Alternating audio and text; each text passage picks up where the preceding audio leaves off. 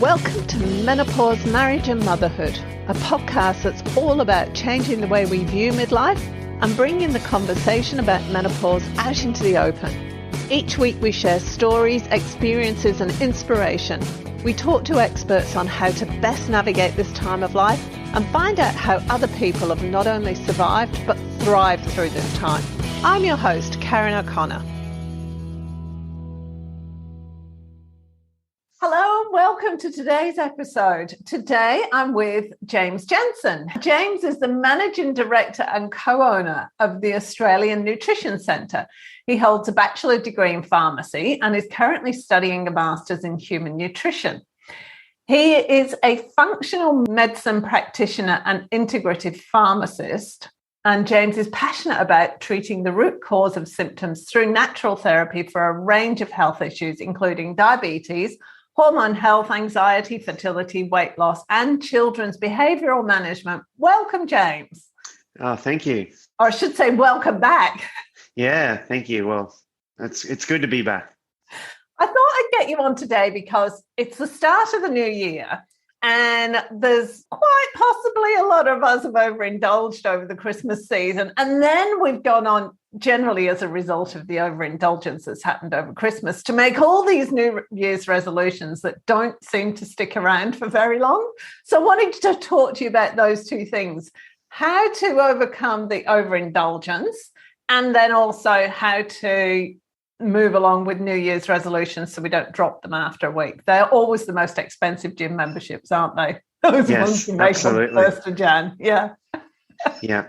Well, I suppose I think it can often begin with setting your intentions and making sure you're really, I guess, clear about what it is that you want to achieve. So a lot of people will come and visit me in the clinic and they'll say, hey, James, I want to lose weight. You know, I've been overindulging. I want to lose weight. And I'll say, well, why do you want to lose weight? And they'll often look at me sort of with this blank stare like it's obvious, like, well, of course I just want to lose weight. And I'll say, well, why? They might say, oh, it's to be healthier. And I say, okay, well, what will being healthier get you to do? And we sort of keep asking these to get to the why, to get to the real root reason or driver or motivator for them. And then I think once you sort of come to that realization of what it is that's really motivating you to want to be healthier or wanting to lose weight, it makes it easier to sort of look back upon that. So for some people, it might be, look, you know, when I play with my children, I find that I'm getting tired or I'm unable to keep up, and that really upsets me. So when you're sort of trying to stick to a new plan or a new way of life, if you've got that really clear understanding of why it is that you're wanting to do it, I think it makes it a lot easier to stick to it, especially when the going gets tough. Just being healthy isn't always the best motivator, even though it should be, but it's not. So I think setting your intentions clearly is a really good place to start. And then I think understanding why people have certain behaviors. So, for example, I mean, most of us will do the wrong thing with our food or diet or exercise and things like that because we're tired. So often rather than put people straight away on this perfect eating meal plan or something like that, I'll try and work out some of the areas of their life that might be contributing to poorer behaviors or habits. You know, for example, if you're stressed or anxious, you know, you're more likely to want to drink.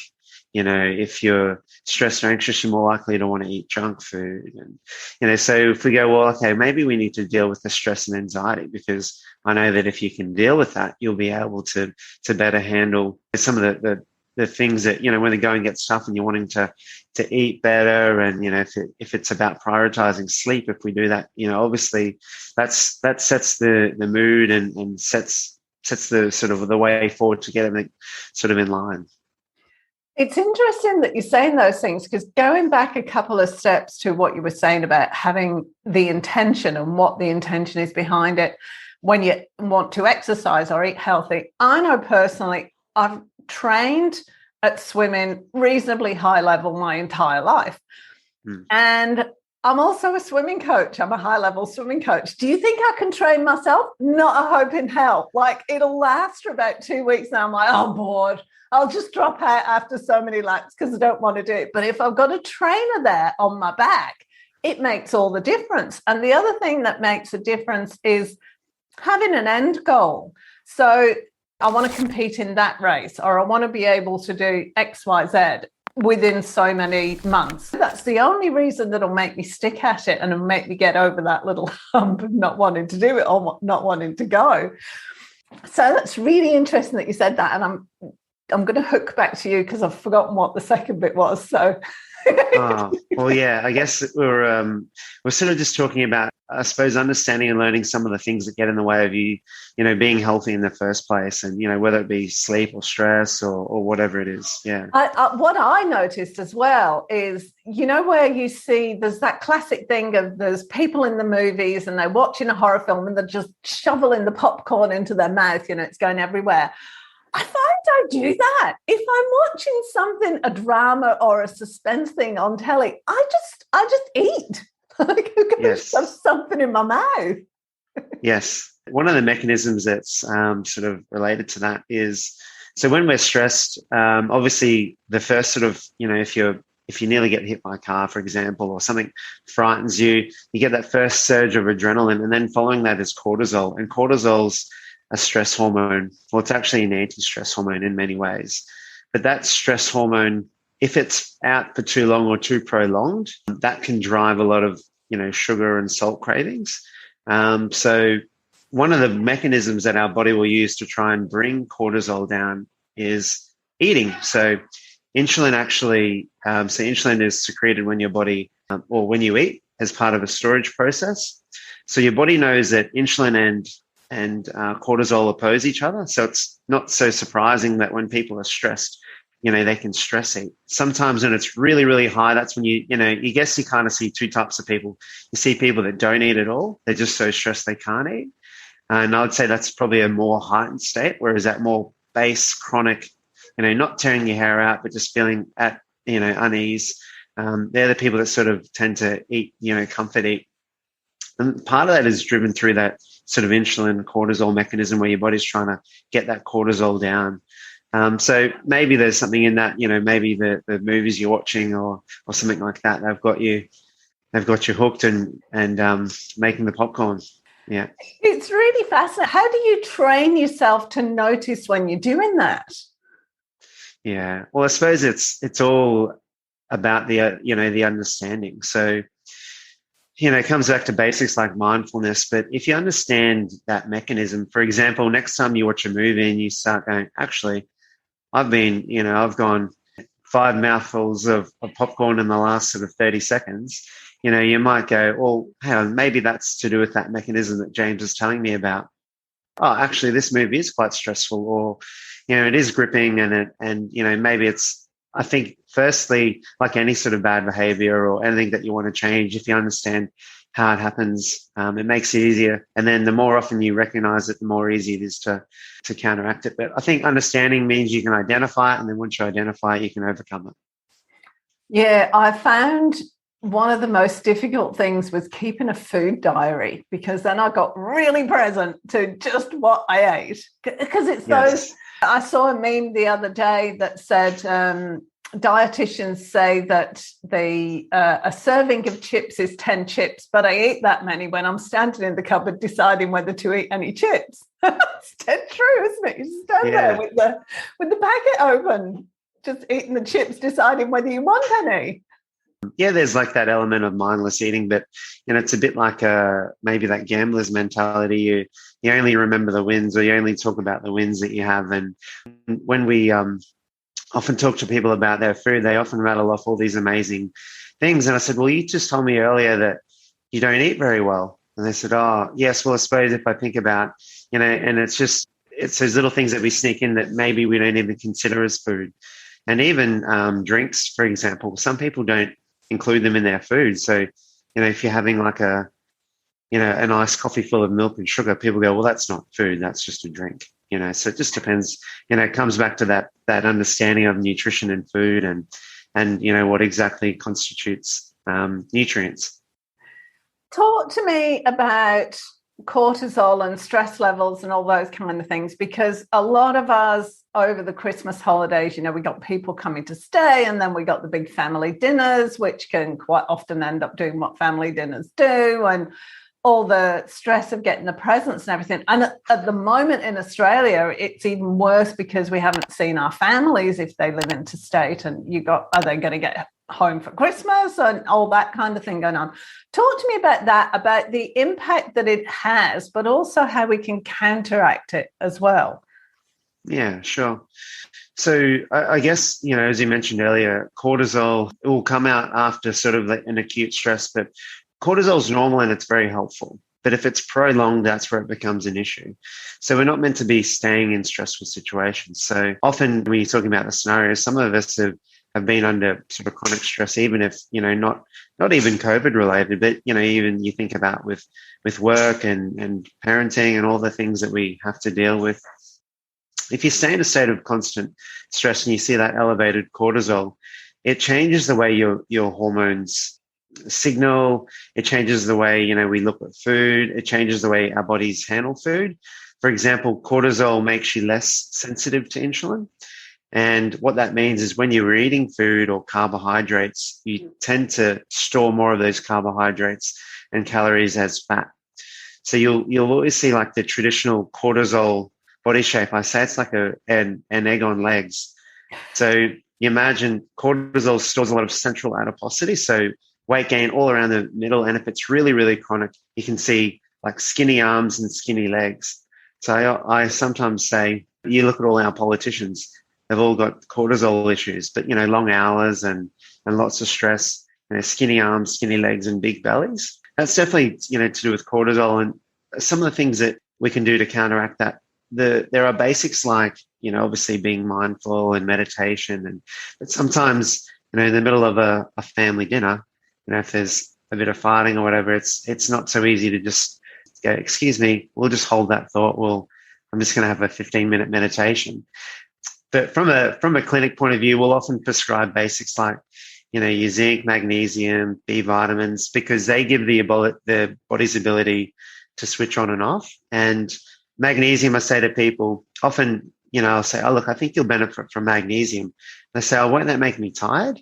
I'm looking for energy. And I'll say, well, it won't do that. And they say, well, don't people take magnesium for energy? I want to switch off. I said, well, what magnesium does is it's like giving you the switch. So it can enable you to switch on and switch off. So it helps you adapt to what you need. So people use magnesium for energy and for sleep. So magnesium is a really good basic to help modulate cortisol. Your adrenals, which produce the cortisol, they rely on things like B vitamins as well. So often I'll use the analogy like your adrenal system is like a cup. And if your cup's empty, you don't have any energy. So people that are chronically stressed often end up with a overflowing cup. So things like magnesium can help fill that cup up. B vitamins can help fill that cup up. We also look at adaptogen herbs. So they're herbs that help modulate the way the adrenals work. So things like Schisandra, rhodiola, and withania are common ones that people would know, maybe not know the botanical names, but they may have heard of adaptogen herbs. And what they do is I say it makes the cup bigger, and it also puts a lid on the cup. So you can open and close the cup and drink from the cup when you need to. So someone that's chronically stressed, if you use some of these herbs and nutrients, it enables your body the ability to switch off when it requires. And then when you need energy to be up and about, do things, you can certainly drink from that cup, and there will be hopefully some fuel there.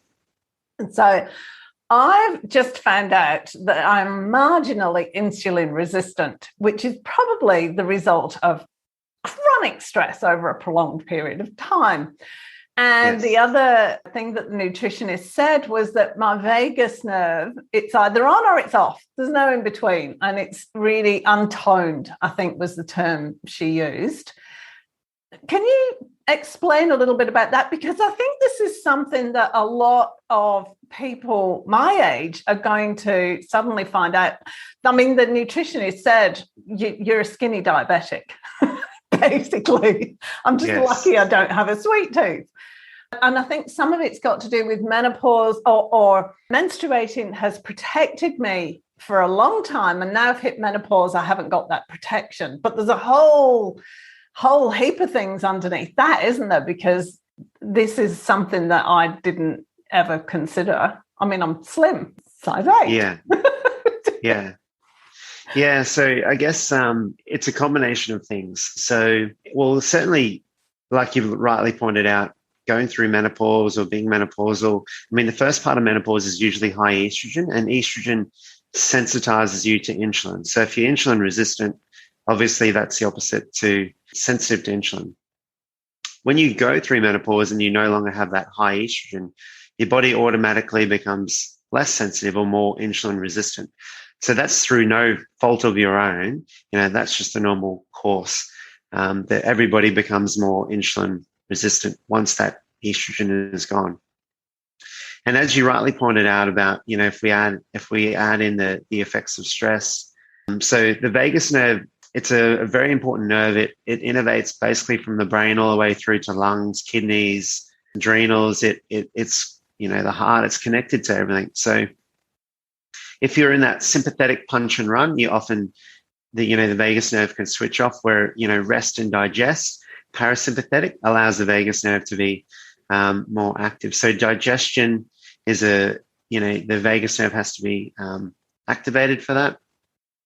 When we look at high levels of stress, so all that stress can switch off the vagus nerve. So if you've got lots of cortisol from being chronically stressed all the time, or even if you're not stressed, even if you're just busy, like if people are just doing lots all the time, I just say stress is just however you look at it, it's the opposite of being relaxed. So sometimes I'll say to people, are you stressed? And they'll say, no. I'll say, well, do you have trouble feeling relaxed? And they go, oh, yeah, I do actually. So for me, it's the same thing.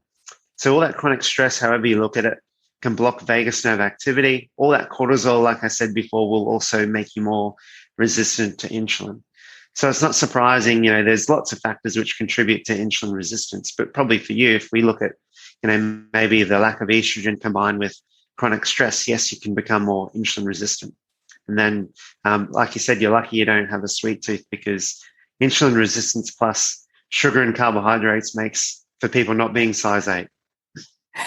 Yeah, I mean, I'm lucky in that I don't have a sweet tooth, but where it's gone for me is chips. I need chips all the time. I can literally sit down and eat a big bag of chips.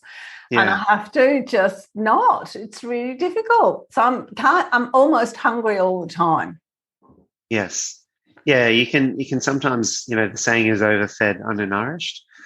But again, it could be, it could be the salt that you're looking for. And salt can, often if someone is a bit burnt out, for example, if they're looking for salt or they crave a lot of savory, we consider that the adrenals might be something that's worth working on.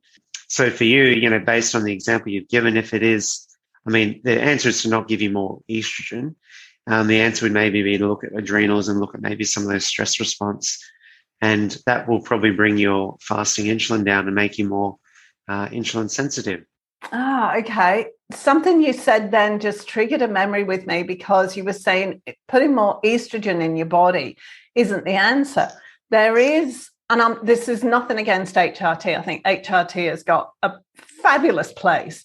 But I was talking to somebody the other week, and they were saying that they were at a medical conference and they were in like a breakout group, and there were some doctors that were suggesting that they should put all women on HRT and estrogen supplements so that they didn't experience menopause, because it was a bit of a problem, as opposed to let's find out how this works and how we can actually ease the transition from menstruating to not menstruating, which is quite an interesting way of looking at things, isn't it? It's seen as being a problem, as something wrong, as opposed to something that's naturally going to happen. Yeah.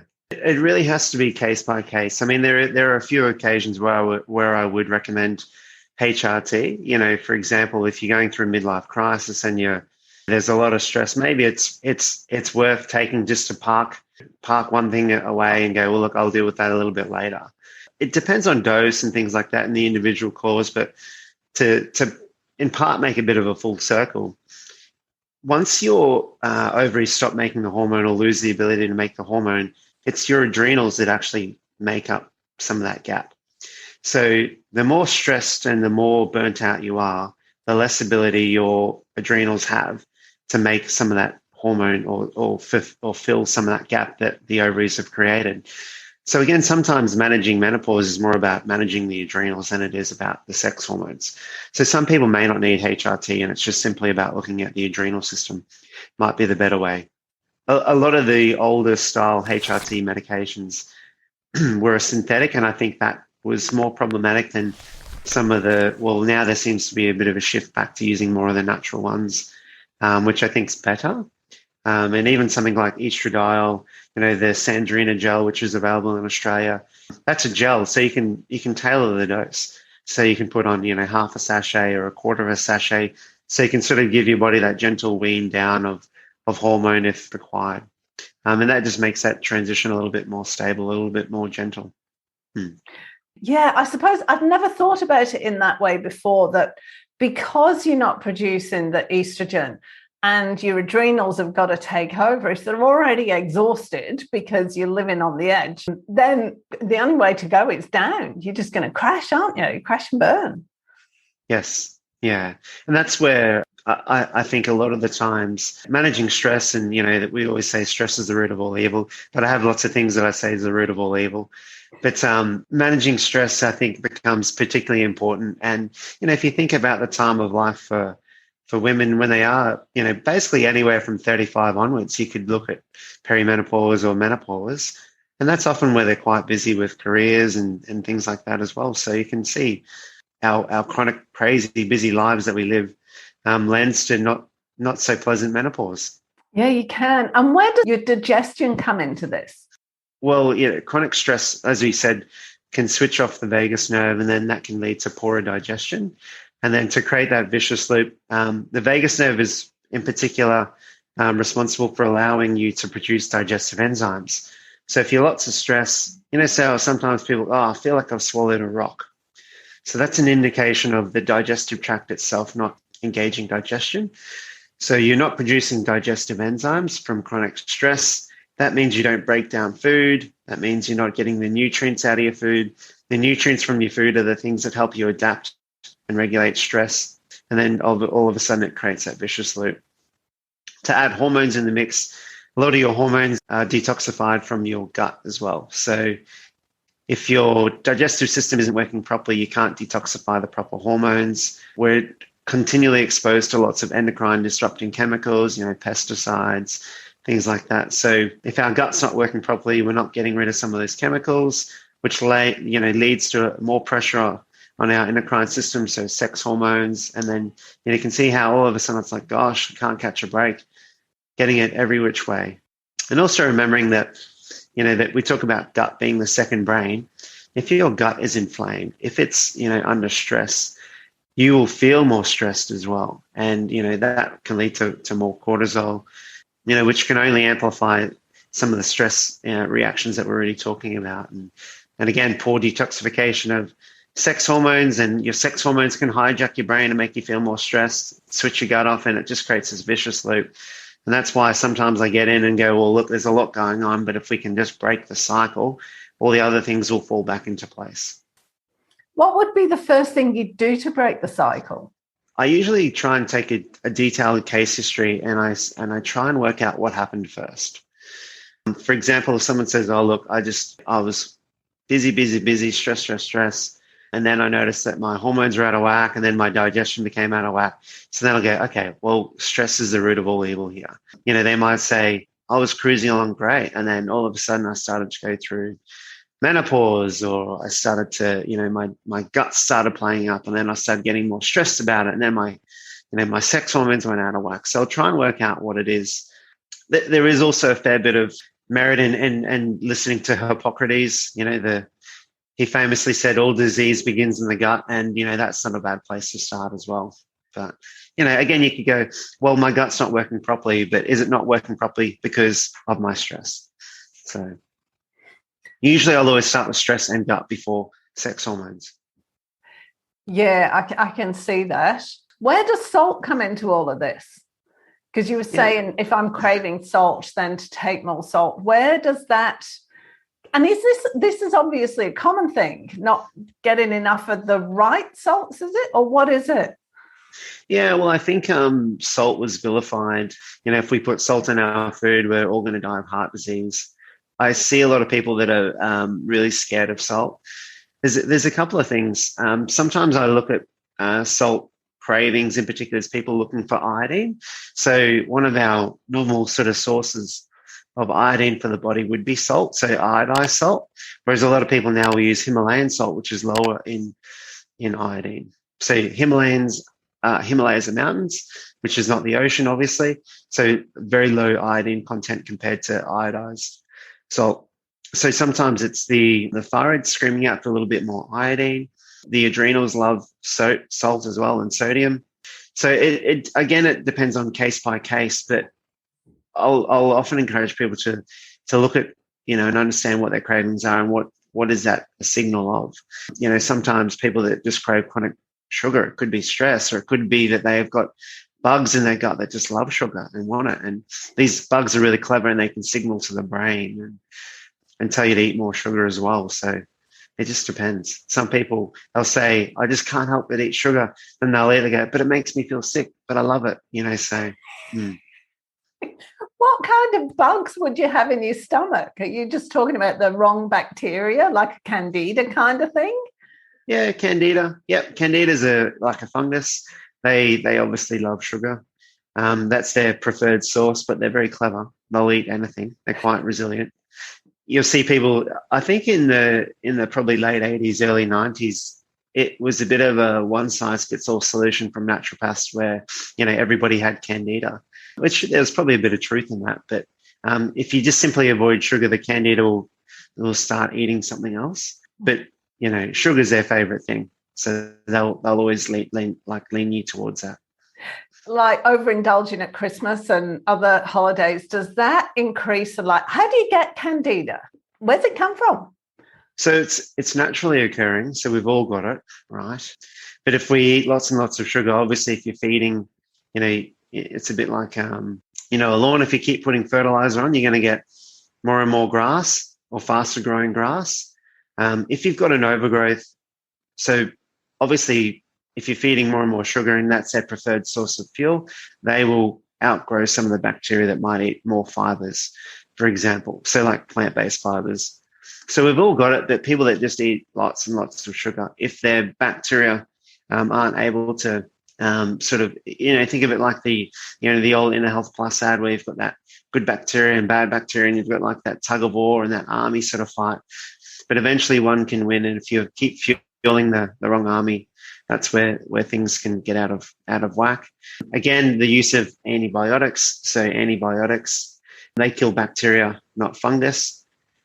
So you can see that, if you're using a course of antibiotics and you happen to eat sugar at the same time that you're eating, that you're having the antibiotics, you're killing off the competition, and then you're feeding the guys that are going to take over. So you can set yourself up for an issue there. And so there's lots of ways it can happen, but usually through some poor life choices. And even just to talk about stress again, we talked about the vagus nerve helping you engage digestion.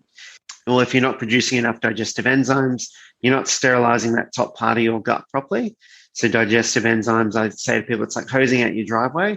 If you don't hose your driveway properly, you don't cleanse that top half of that small intestine, and that can lead to overgrowth as well. How do you tone the vagus nerve?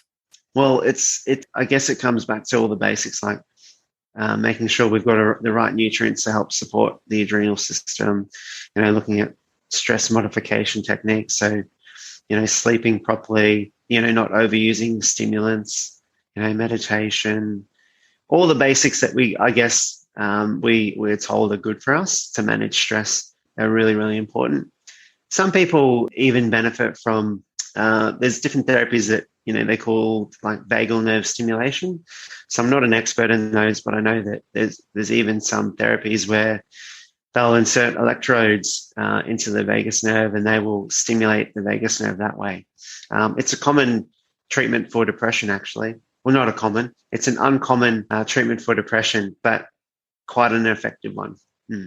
Wow, I didn't know that. It sounds really painful, actually, having electrodes attached to a nerve.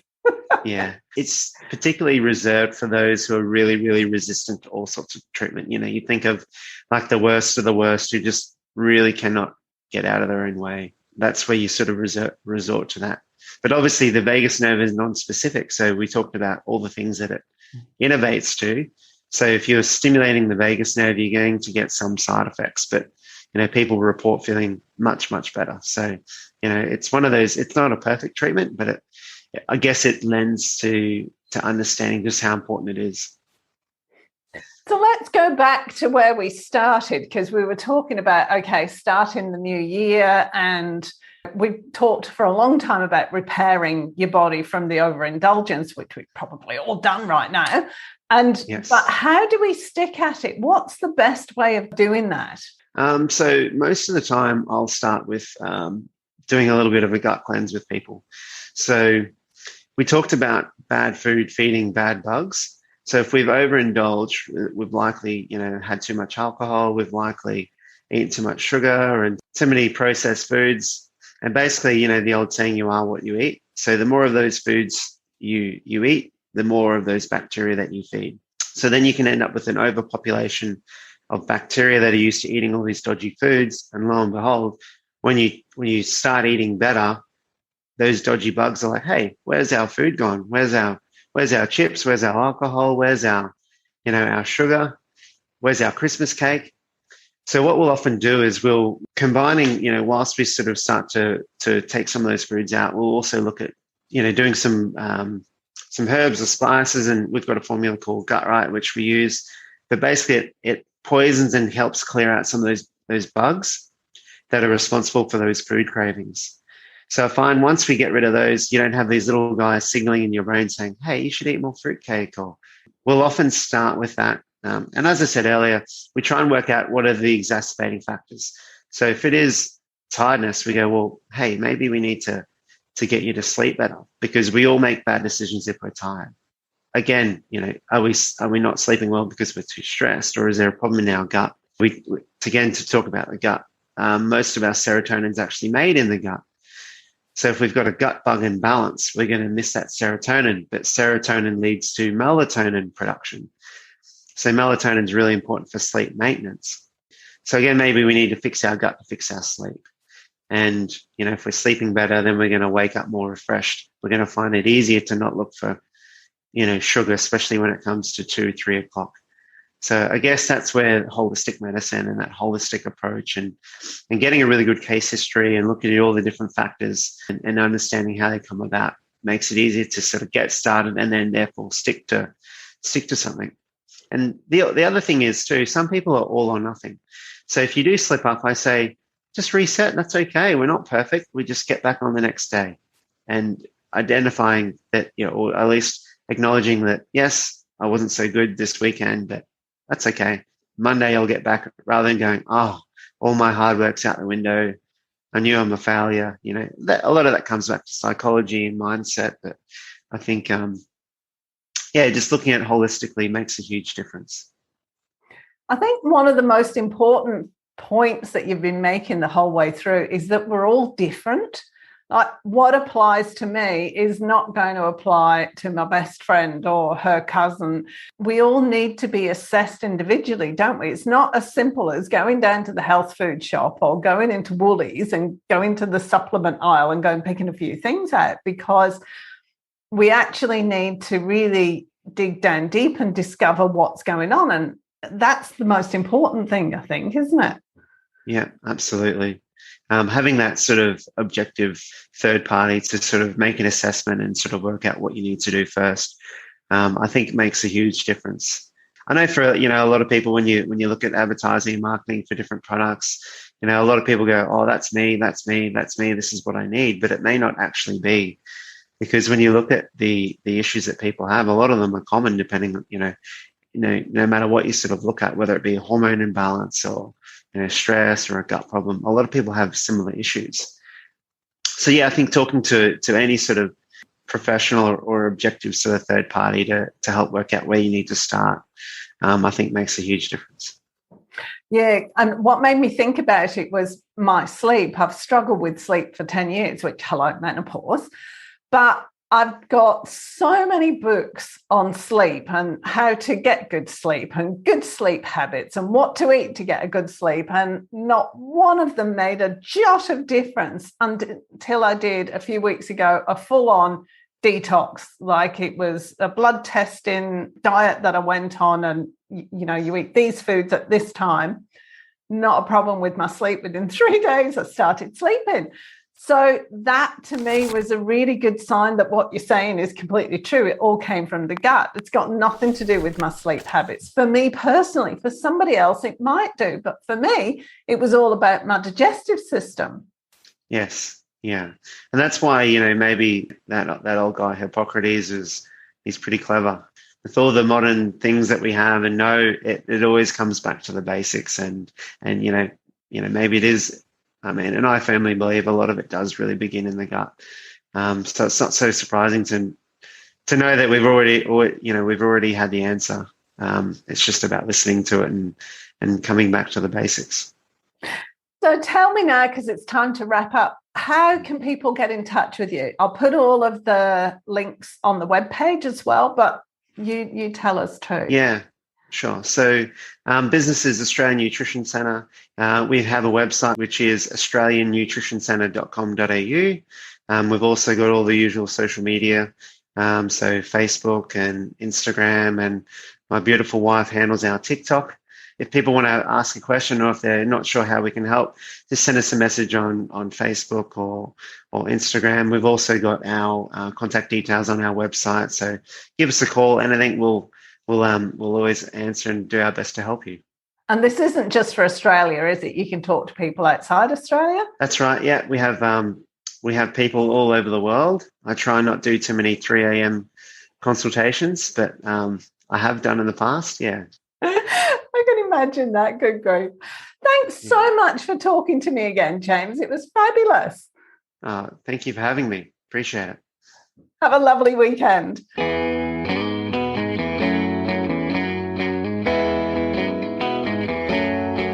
Thanks for joining us this week on Menopause, Marriage and Motherhood.